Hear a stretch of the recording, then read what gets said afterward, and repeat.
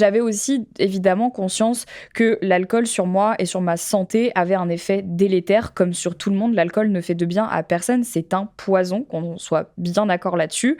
Comme j'étais dans une démarche aussi d'essayer de comprendre pas mal de choses par rapport à mon corps, sur pourquoi est-ce que j'avais encore des troubles du comportement alimentaire, pourquoi est-ce que mon métabolisme était bas, pourquoi est-ce que quand même je prenais du poids, je faisais beaucoup de rétention d'eau. À ce moment-là, je savais pas encore que j'étais diagnostiquée avec un SOPK, j'ai découvert plus tard, et en fait l'alcool et le SOPK, et d'ailleurs l'alcool avec tous les problèmes hormonaux, ça fait des ravages. Mais ça, je le savais pas encore. Et donc, en fait, j'en ai très vite parlé avec elle. Et ça a été un vrai sujet posé sur la table parce que pour la première fois, quelqu'un d'extérieur à moi m'a dit que j'avais clairement un problème d'addiction.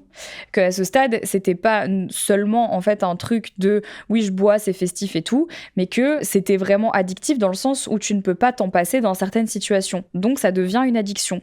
Je sais qu'en France, on dit que on est alcoolique dès lors que l'on boit un verre par jour. Il me semble que c'est ça la définition.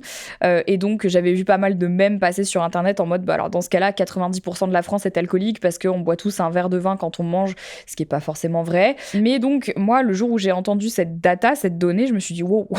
Bon, moi, je m'estimais pas là-dedans parce que je buvais pas tous les jours, mais néanmoins, je savais que ma consommation d'alcool et que mon rapport à l'alcool était pas sain non plus parce que quand je buvais pas, mais quand je buvais trop. Donc, en fait, à un moment donné, il y avait quand même cette balance qui était pas du tout équilibrée.